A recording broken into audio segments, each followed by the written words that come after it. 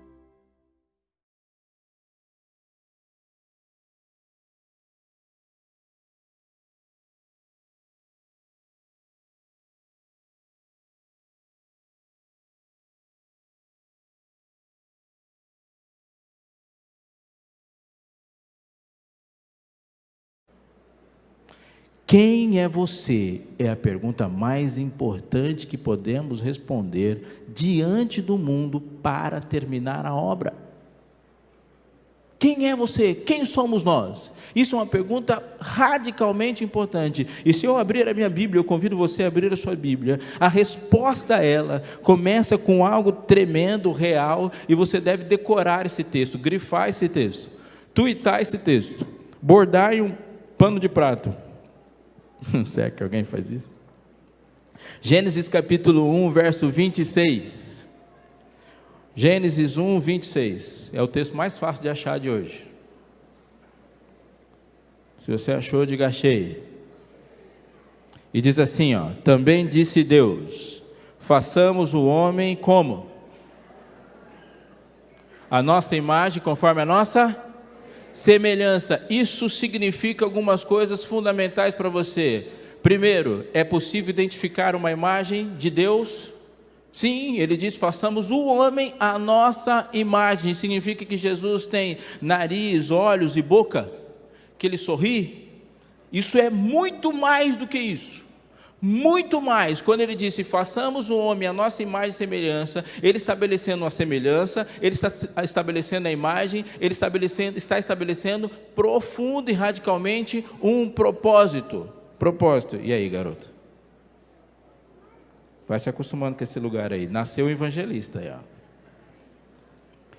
Façamos o homem à nossa imagem, conforme a nossa semelhança e propósito. Então, olha para mim, atente o que eu vou te dizer. Você é um ser criado. Se você crê, diga amém. Se você é um ser criado, você não se define. Entende? Não dá para você se definir. Porque o que define a obra, quem é? É o autor da obra. O autor da obra diz o que é a obra e para que serve. Quem é você? Pergunto para Deus. Porque Ele disse quem eu sou. Façamos o homem à nossa imagem. E muitas vezes perguntamos, o que significa isso, ser a imagem? O texto explica. O texto diz que ser a imagem de Deus continua. Façamos também o homem à nossa imagem, conforme a nossa semelhança, tenha ele, o que está escrito aí? Domínio. Essa é a descrição e a explicação no próprio texto, quando ele diz o que é essa imagem. Tenha ele domínio sobre os peixes do mar, sobre as aves do céu, sobre os animais domésticos, sobre toda a terra e sobre todos os animais que rastejam sobre a terra. Pergunto, você tem domínio sobre tudo isso? Não temos. Se você me ver pescando, você vai perceber que eu não tenho nenhum domínio sobre os peixes do mar. Mas Jesus tinha. Jesus falava, Pedro, joga a rede do outro lado. Pedro joga a rede do outro lado, o que acontece? Aquele monte de peixe. Domínio. Pedro, vai pescar, que você está atrapalhando minha conversa. Aí Pedro foi pescar. Quando ele voltou da pescaria, Jesus sabia o peixe que tinha engolido a moeda que estava no rio que Pedro ia pescar. Isso é precisão. O que é isso? Domínio. Temos fastio desse pão vil. Viraram a mesa. Eu quero cordonizes. Estão indo aí, Temos fastio desse pão vil. Lá vem um monte de cobra. Domínio sobre as aves do céu, sobre todo animal que rasteja. Deus em Jesus Cristo tem domínio completo. Sobre o mar, não apenas sobre o peixe do mar. Mestre, não te importa que pereçamos? Aquieta-te. E o mar? Atente o que eu vou te dizer. Se você quiser saber como seria a sua vida e a sua relação com as coisas criadas no mundo, caso você não tivesse pecado, leia os evangelhos.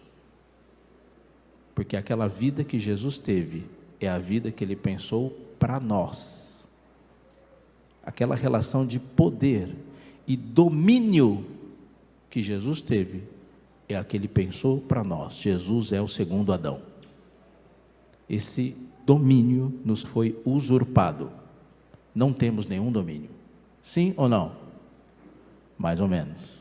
Você pode ter domínio sobre os peixes do mar, sobre as aves do céu, sobre tudo que rasteja sobre a terra? Pode. Como?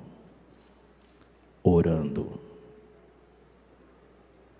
Quando Adão saiu do Éden, Deus substituiu coisas próprias do Éden para que o domínio não fosse perdido. Por favor, continue prestando atenção. Lá no Éden, tinha uma coisa que Adão não podia fazer. Qual que era? O que ele não podia fazer de jeito nenhum? Me ajuda aí. Comer da árvore do conhecimento do bem e do mal. Não podia. E tinha uma coisa que ele tinha que fazer. E o que ele tinha que fazer? Comer do fruto da árvore da vida. Adão não foi expulso do Éden porque comeu do fruto do bem e do mal. Ele foi expulso do Éden para não comer do fruto da árvore da vida. Vocês estão me entendendo? Porque ele não saiu de um lugar perfeito para um lugar hostil. O mundo inteiro era perfeito. Quando ele sai do Éden, ele continua morando num mundo bom. Ele só não tem mais acesso à árvore da vida. Vocês estão me entendendo? Sim ou não? Mas tem mais uma coisa. Lá no Éden, Deus falou para ele, tenha domínio. Então ele substituiu 3 coisas. Qual é o substituto imediato que Deus colocou na vida de Adão assim que ele sai do Éden para a árvore da vida? Aliás, a árvore do conhecimento do bem e do mal. Me ajuda, é um raciocínio simples.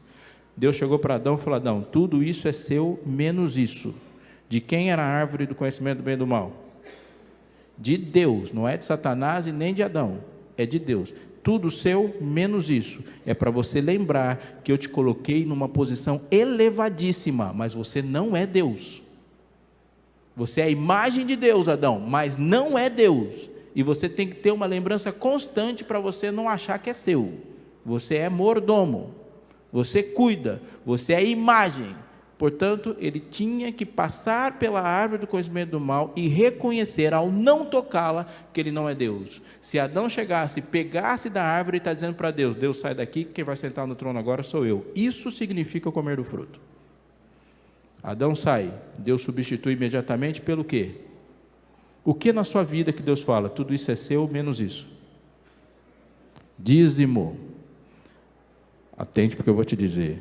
O dízimo é o substituto da árvore do conhecimento do bem e do mal para o mesmo propósito, para que você se lembre de que você não é Deus, porque por mais ridículo que se possa parecer, essa é a minha mais forte tentação, achar que eu me governo e que tudo no mundo é meu, por causa da elevada posição com a qual Deus me criou. Como que Deus substitui a árvore da vida? Pelas ofertas. Oferta é o substituto didático da árvore da vida. Sério, pastor? É.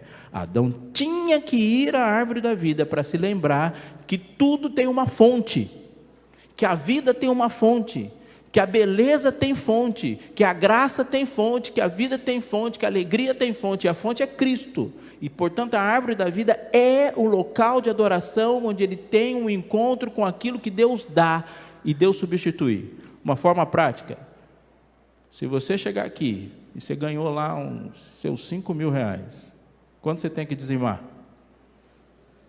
500, certo? Aí você pega os 500 e fala assim: cara, esses 500 aqui dá para eu passar um final de semana legal com a minha família. Você está cheio de má vontade. Deus aceita? Sim ou não? Claro que aceita. Aceita? Aceita. Cheguei para o pastor Geraldo e falei: pastor, me empresta 500 reais? Ele vai lá e me empresta. Pois eu estou cheio de má vontade para devolver. Você acha que ele vai aceitar? Claro que vai, é dele. Você me emprestou, vai ter que devolver, é meu. Não estou nem aí com seus sentimentos. É meu dinheiro. Se devolver dízimo de má vontade, Deus aceita? Aceita, aceita. E a oferta, dá para devolver de má vontade? Oferta, toda oferta representa Cristo, e Cristo não foi dado de má vontade. Ele se deu voluntariamente por você. Você está me entendendo? Mas eu não estou falando de mordomia. O que eu estou dizendo para você é que se Deus substituiu a árvore do conhecimento do bem e do mal e a árvore da vida logo após o Éden, isso significa que o que ele pensava sobre nós antes do pecado continua sendo a mesma coisa. Ele disse: façamos o homem conforme a nossa imagem, a nossa semelhança, tenha ele domínio. Saiu do Éden, ele continuou pensando a mesma coisa. Mesma coisa, Deus fez você para ser a imagem e semelhança dele e ter o domínio. E como que ele substitui o domínio? Adão, agora você vai ter que orar. Orar, orar. Você ora exercendo domínio sobre as coisas. Tem uma pessoa doente no outro lado do mundo, você ora aqui e a pessoa sara lá.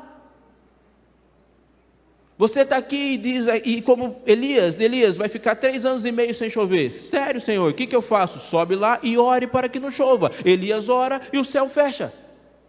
Elias, já deu 3 anos e meio, está na hora de chover. O que você faz? Deus falou para Elias orar. Elias, ore. Elias vai lá, sobe um monte e ora. O que acontece? Chuá! Elias abriu o céu. Ore. Josué orou. Puf! Parou o sol. Ezequias orou. Puf! Parou a terra. Você ora e a chuva cai, e a chuva não cai, e os montes se movem do lugar. Não foi isso? Não foi eu que inventei essa frase, não. Quem falou isso foi Jesus. Domínio. Oração intercessora é a realização do propósito pelo qual o ser humano foi criado, ter domínio. Adão não orava como nós oramos, ele conversava diretamente com Deus. Nós, conforme fomos nos afastando do Éden, Deus foi criando mecanismos para que o nosso domínio não fosse perdido. E nós vivemos em um mundo em conflito neste domínio. Você entendeu? Sim ou não? Vá para o livro de Daniel, capítulo 7, verso 27.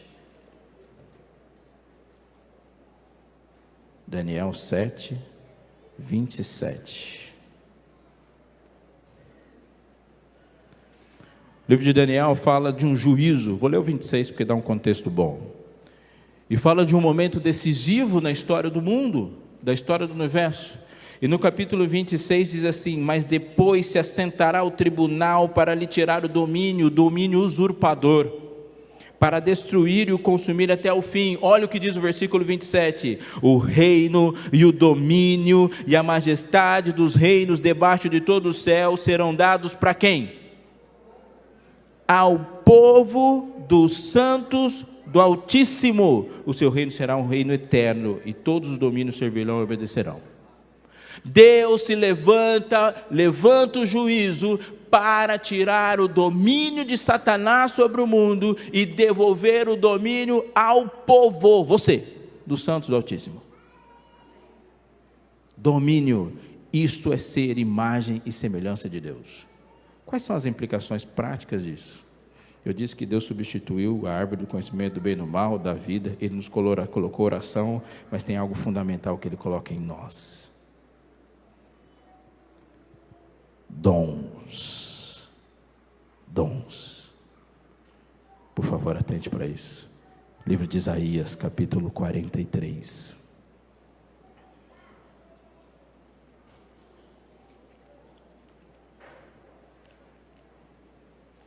Está comigo, sim ou não? Versículo 7. Isaías 43, 7 diz assim, ó. Você achou? Diga achei. A todos os que são chamados pelo meu nome e os que criei para a minha glória e que formei e fiz. 1 Coríntios capítulo 10, 31 diz: portanto, quer comais, quer bebais ou façais outra coisa qualquer, fazei tudo para quê? Para a glória de Deus. Você bebeu água hoje? Já bebeu água? Sim ou não? Eu bebi água de coco hoje. Obrigado, Nilton. Você está me estragando.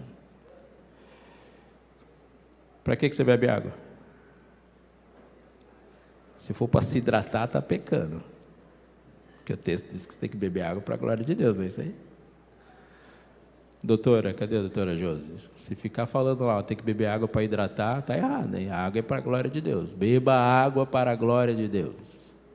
E é bíblico. Quer comais, quer bebais ou façais outra coisa qualquer, fazei tudo para quê? Para a glória de Deus. Jesus disse assim que no final dos tempos ele seria como os dias de Noé, que as pessoas estavam fazendo o quê? Comiam, bebiam, casavam-se e davam-se casamento. Qual que é o problema disso? Comer, beber, casar? Nenhum, se não for para a glória de Deus. Você namora para que Deus seja glorificado no seu namoro. Você casa para que Deus seja glorificado no seu casamento. Você trabalha para que Deus seja glorificado no seu trabalho. Você estuda para que Deus seja glorificado na sua mente, no seu estudo. A gente vem para a igreja para Deus ser glorificado. Você não pode, por exemplo, vir para a igreja e falar assim: não gostei do culto. Culto é uma coisa que se oferece, não que se recebe. Só tem uma pessoa no universo que classifica se o culto foi bom ou não: aquele que recebeu o culto. Você não diz que não gosta do culto, porque foi você que ofereceu. Se você não gostou do culto, imagine ele. Então, se você não gostou, está na hora de você oferecer um culto melhor. Vocês estão me entendendo? Sim ou não?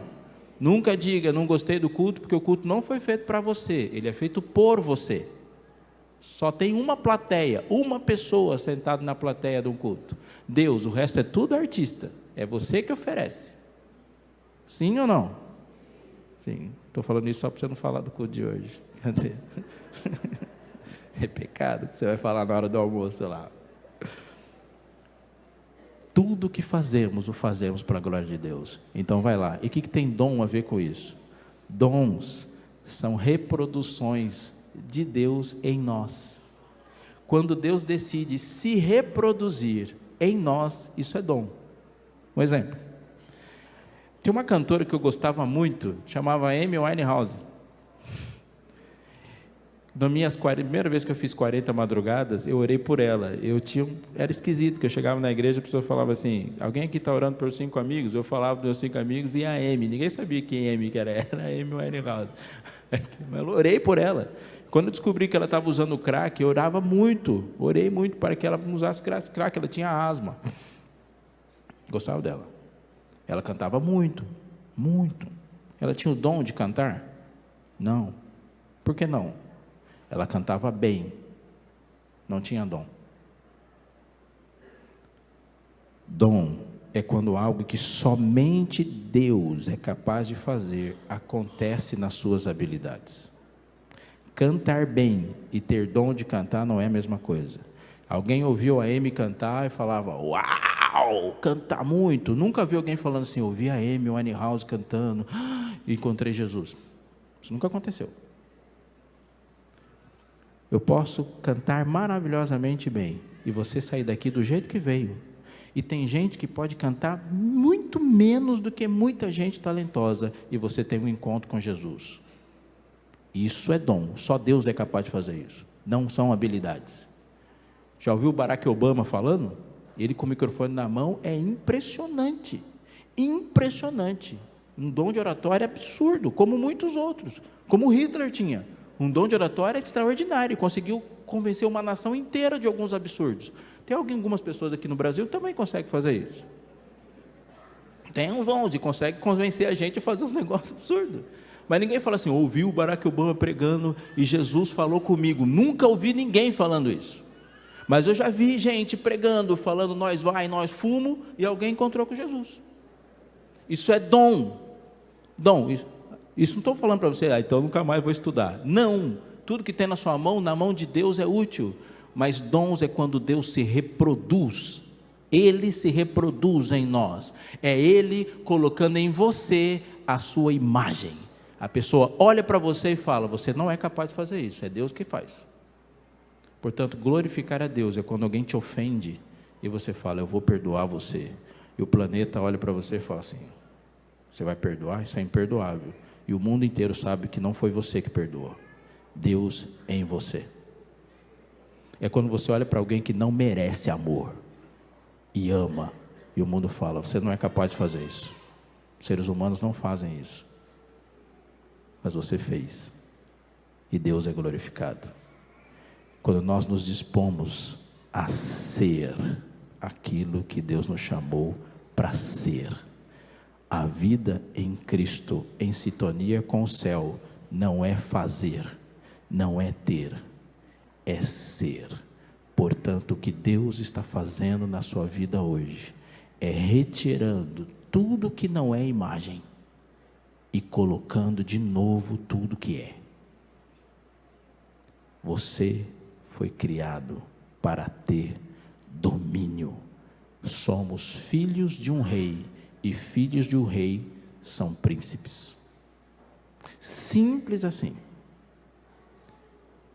Preciso te dizer mais uma coisa. Eu vou dar um exemplo. Bom, você sabe. Há uma cena de julgamento no livro de Jó. Vocês conhecem a história de Jó? Quem conhece, levanta a mão, porque daí eu não preciso ler. Se você não conhece, confia em mim, o que eu vou falar está lá. Vieram os filhos de Deus, se apresentasse diante deles, veio também Jó. É uma cena de julgamento que está ali, concorda comigo? Na cena de julgamento, tem um acusador, é o mais fácil de identificar. Quem é o acusador lá? Satanás, que apareceu lá porque ele usurpou o domínio, porque era para Adão aparecer lá. E tem as testemunhas. Quem são as testemunhas? Os filhos de Deus que estão lá assistindo a história. E tem o acusado. Quem é o acusado? Deus. Satanás não acusa Jó. Ele nem fala de Jó. Quem fala de Jó é Deus. Não é isso que está lá no texto? Viste meu servo Jó? Satanás não fala de Jó, ele não acusa Jó. Deus que põe Jó. Porque Deus é o acusado. Satanás aponta para Deus e fala assim: você não é capaz de produzir amor em ninguém. Todo mundo que te serve porque é vantajoso. Jó te serve porque ele é rico. Se ele for pobre, ele não te serve. Aí Jó fica pobre. Não, Jó te serve porque não está doendo. Se doer, ele para. Deus é o acusado. Davi falando disso, ele fala: venhas a vencer quando fores julgado. Serás tido por justo no teu falar e puro no teu julgar. Deus está sendo julgado. Se Deus é o acusado, Satanás é o acusador e os anjos são as testemunhas, quem é Jó num julgamento? Anota aí. Jó é a prova. Quando Deus é acusado, ele fala: eu vou provar. Jó é a prova. E por que Deus põe Jó no meio daquela bagunça? Porque Deus fez Jó para ser conhecido. Deus fez você para que ele fosse conhecido. Deus criou você para que o seu caráter fosse mais plenamente conhecido. Este é o propósito e a razão da sua existência. Deus não fez você para ficar por aí andando atrás de felicidade, porque você só vai encontrar felicidade na realização do propósito da sua vida: Deus ser glorificado e conhecido por você. Pergunta é: por quem? Livro de Efésios, capítulo 3, verso 10. Grife esse texto, decore esse texto, tweete esse texto, faça um story desse texto, borde num pano de prata, se você é de uma outra geração. Efésios capítulo 3, verso 10. Você achou? Se achou, me espera, que eu não achei ainda. 3:10, e diz assim: para que, você achou? Sim ou não? Para que, por quem? O que está escrito aí na sua Bíblia? O que está escrito aí, usando na sua Bíblia? Para que pela? Quem é a igreja? Quem é a igreja? A multiforme sabedoria de Deus se torne conhecida quando? Agora. Por quem? Por dos principados e potestades, onde? Você hoje está pregando com a sua vida para o universo todo. Como que você está pregando? Sendo a imagem de Deus. Deus criou você para que o universo o conhecesse melhor.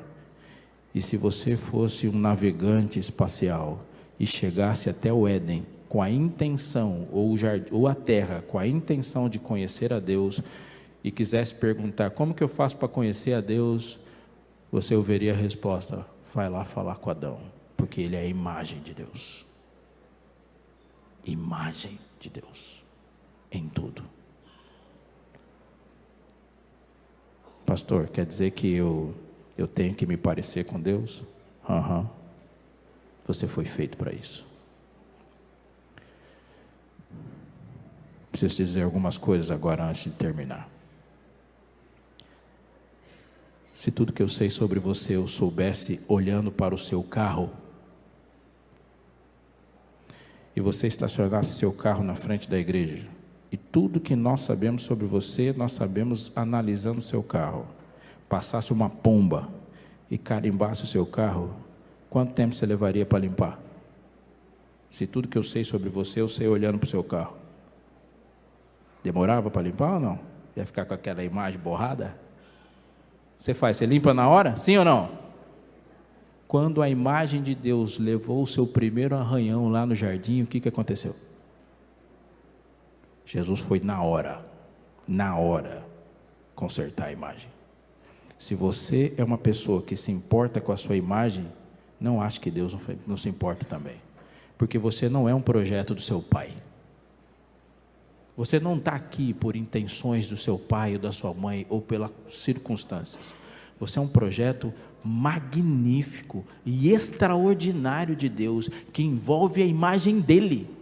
Portanto, se você quer saber o tamanho do amor de Deus por você, você tem que saber qual é o tamanho do amor dele por ele. Por isso que é infinito, porque ele olha para você e se vê, porque ele foi feito para isso. Você foi feito para isso. Eu estava em casa passando uma camisa, eu passo camisa, né? Eu tenho um método prático. Eu estava passando para ir para a igreja, eu faço o que alguns de vocês tenho certeza fazem. Passei essa parte, claro, né? Porque eu vou botar um terno por cima. Você nunca vai saber se as minhas costas estão amassadas. Apareceu a minha esposa lá na hora. Falou, o que você está fazendo? Passando? Só isso? É claro, vou botar um terno. Pode tirar aí, eu vou passar. Aí ela fala uma frase que tenho certeza que vocês falam. O que eles vão pensar? Que você não tem mulher, não, né? Lembrei da minha mãe na hora. Minha mãe falava isso também. Você vai sair desse jeito? Vou. Imagine, vamos pastar que você não tem mãe. Você já não falou essa frase aí? O que ela está fazendo? Ela está pensando em mim? Não, ela está pensando na imagem dela. Adão saiu correndo do jardim adentro, Deus correu atrás dele. Falou, Adão, onde você vai? O que vão pensar? Que você não tem pai, não? Que vai sair por aí estragado pelo pecado? Pode vir aqui que eu vou arrumar você. E às vezes eu faço isso, eu saio por aí, Deus fala, não, ó, você tem pai. Você tem pai. Você tem pai. Filho, por favor, preste atenção. Jesus não estava na cruz para você passar a vida inteira sentindo vontade de se parecer com o Neymar. Jesus não subiu na cruz por causa disso. Jesus estava na cruz para que você olhasse para aquela imagem, soubesse que aquela imagem é sua. E por que Jesus está tão feio na cruz? Por que ele está tão feio? Porque aquela imagem não é a do Filho de Deus. Aquela imagem é a minha. Aquilo lá sou eu. Por isso que eu olho para lá e não há nenhuma beleza para ver e desejar. Ele assumiu a minha imagem na cruz para que eu pudesse olhar para o céu e sentir vontade de se parecer com Ele. Nós temos uma identidade com o céu tão grande, a ponto de que Deus olha para o céu e todos os seres que Ele criou, e quando os seres que Ele criou perguntam, o que eu faço, Senhor, para te ver e te conhecer melhor? Ele fala, olha para o homem que eu criei.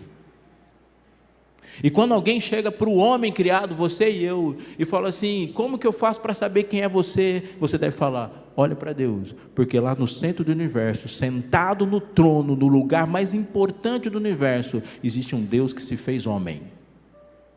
E aqui, esse planeta que se tornou o foco da atenção do universo inteiro, existe um homem criado à imagem de Deus. Isso é sintonia com o céu. Existe um homem, Deus, sentado no trono. Existe um homem sentados aqui no culto, que foram feitos à imagem de Deus, para que lá no céu o mundo saiba quem é você, e aqui na terra o universo saiba quem é Deus. Assim, dessa forma. Me lembro de um dia que eu estava indo para a escola. Eu tinha uns 11, 12 anos de idade, e agora eu termino. Eu vivi um drama que quase muita gente passa. Eu estudava numa escola muito boa na cidade de Tatuí. Meus pais foram servidores da Casa Publicadora até a aposentadoria. E a escola era boa, uma escola industrial. escola boa é bom porque é bom, e é ruim porque todo boy vai estudar lá. Então a playboyzada que podia estudar em escola particular ia para lá, para a escola pública, que isso torna a vida infernal, porque eles usam aqueles tênis caros e jogam a bola e tal. E lá tinha um negócio. A galera que era igual eu, que lá em São Paulo a gente chama de fubazada, ia para merenda. E os boys iam para a cantina comprar coca e pizza. E o período mais terrível é na hora de jogar bola. Porque assim, você tem duas formas de ser titular. Ou você é bom de bola, que não é meu caso, que eu sou destro e os meus 2 pés são esquerdos. Ou você é o dono da bola, né? O dono da bola joga de qualquer jeito. Que ruim. Até que um dia eu bolei um plano. Não dava para aprender a jogar bola, mas dava para ir para a cantina. Minha mãe distribuiu algumas tarefas para a gente, e uma das tarefas, a minha tarefa era limpar a geladeira. Dentre as tarefas. Um dia eu estava limpando a geladeira e descobri que embaixo do paninho que cobria a geladeira tinha um bolo de dinheiro. Falei, é hoje. Que desgraça esse negócio. Todo mundo estava distraído, fui lá, limpei a geladeira, peguei o bolo de dinheiro, enfiei no bolso e fui para a escola. Naquele dia a professora de inglês faltou. 2 aulas vagas. Bola. Antes existia intervalo, coca e pizza, comprei para mim, paguei para os amigos, joguei bola, foi da hora. Aquele dia foi da hora. Paulo fala que, em Hebreus, o autor de Hebreus fala que há prazer no pecado, mas é um prazer transitório. Voltei para casa, 5:30 da tarde. Sabe quando você está entrando assim, e a hora que eu passei pela porta, eu pisei assim no assoalho para entrar na cozinha, aí foi como apertar um play do meu nome. Eu entrei, minha mãe falou, Robson. Coração de ladrão, né?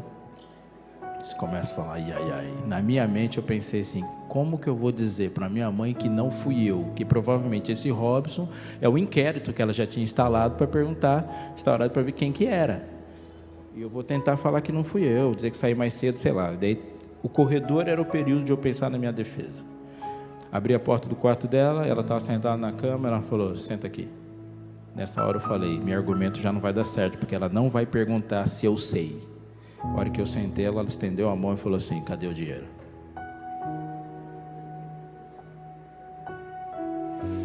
Não deu tempo.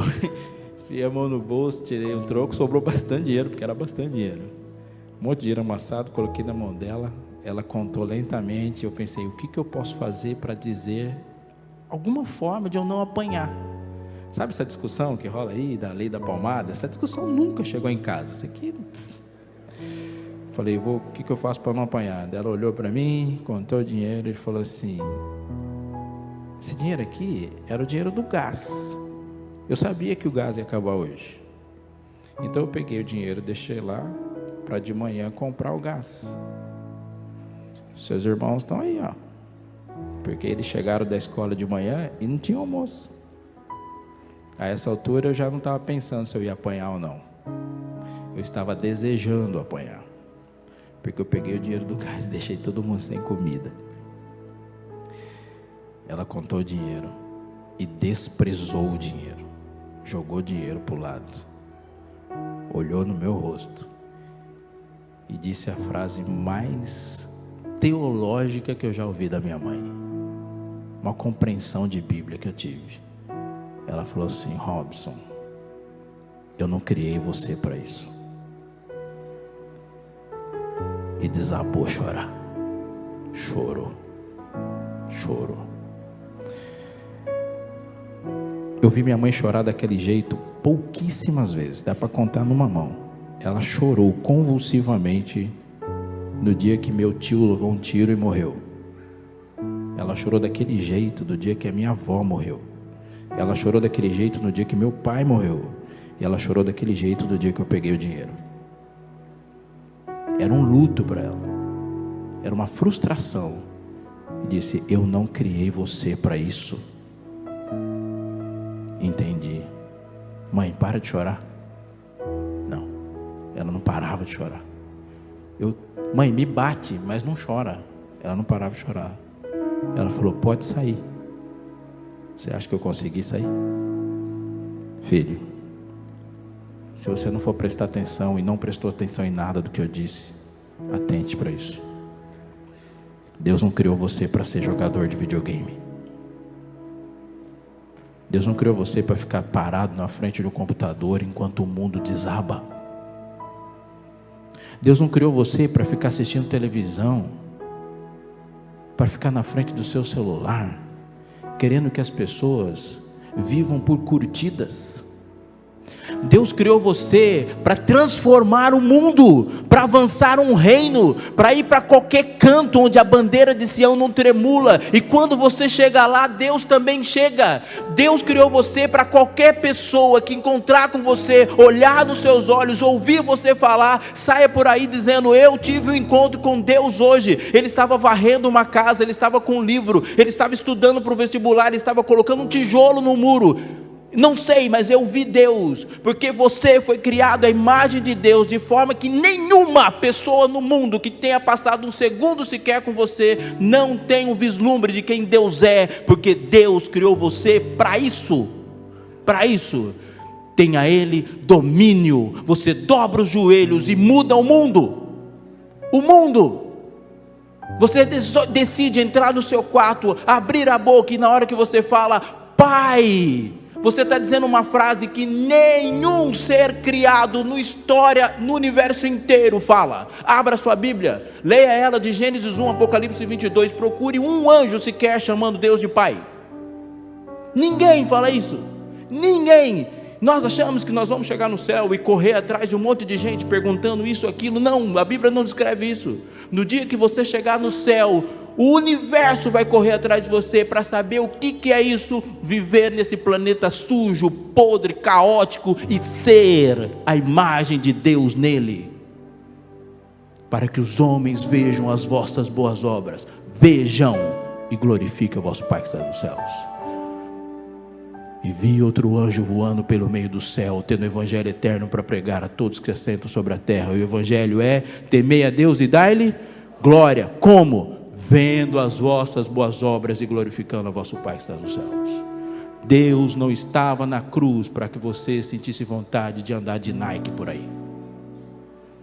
Deus estava na cruz para que os homens sentissem vontade de ser iguais a você.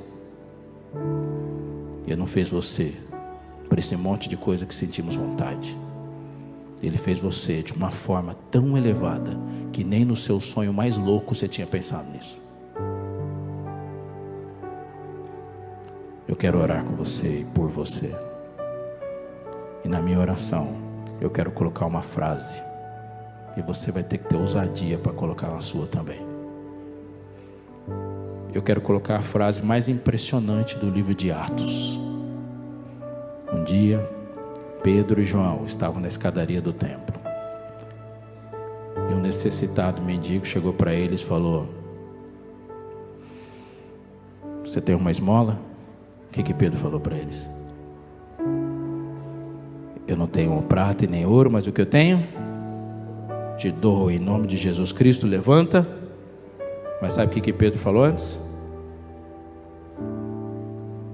Pedro olhou para ele no capítulo 3 e disse: Pedro, fitando juntamente com João, disse: olha para nós. Olha para nós. Aquele rapaz ajoelhado, sentado, mendigando, levantou os olhos e olhou para Pedro. O que ele viu? Ele viu Jesus. Eu não tenho prata nem ouro, mas eu tenho a imagem de Deus para você.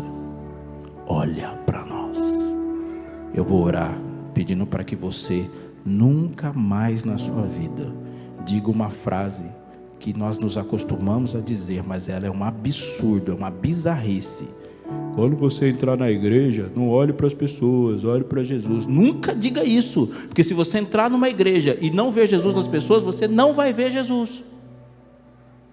Porque Jesus nesse planeta é visto através dos seus. Como que você foi feito à imagem e semelhança de Deus e diga que as pessoas não olhar para você?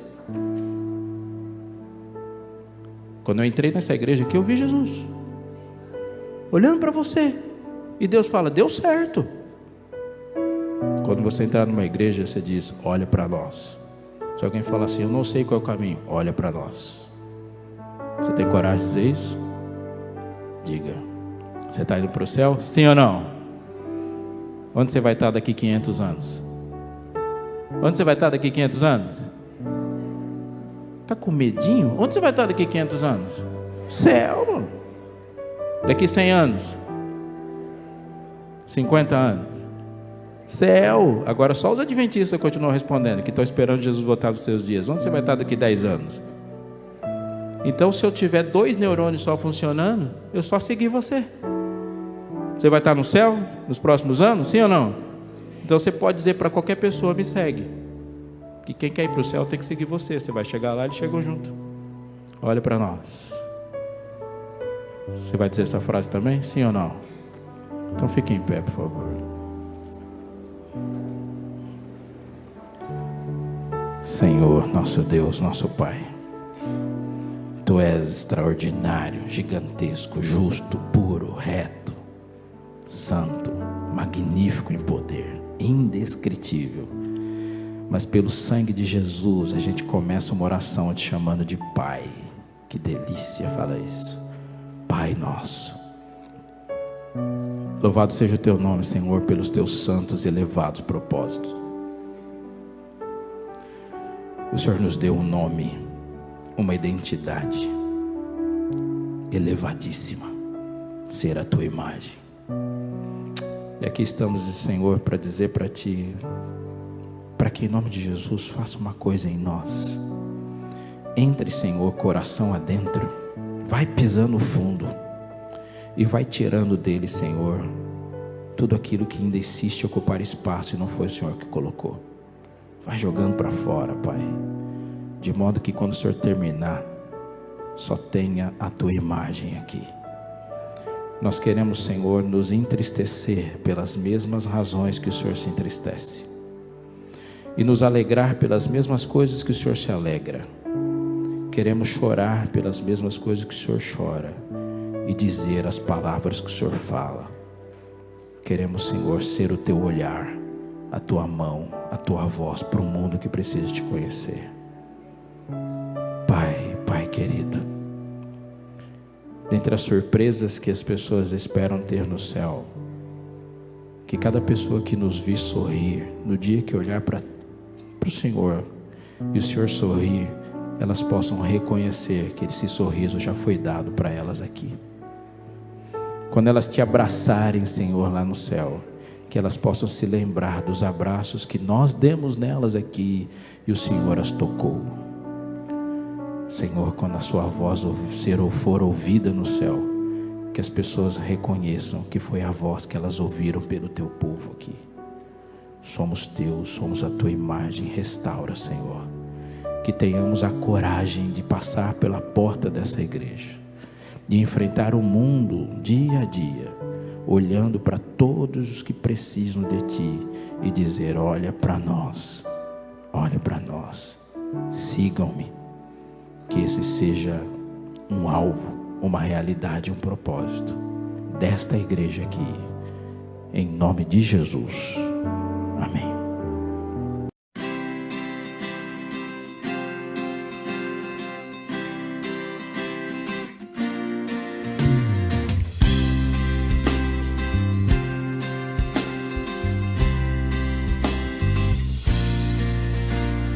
Venha, Senhor, em mim habitar, pois quero ser templo Teu.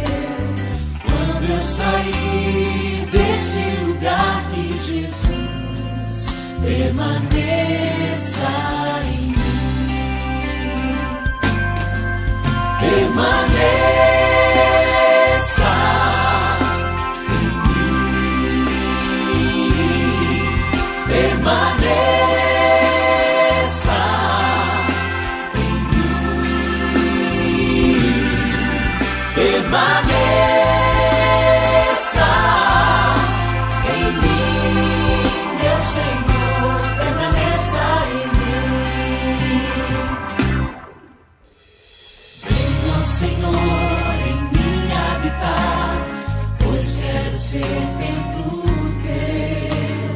Quando eu sair deste lugar, que Jesus permaneça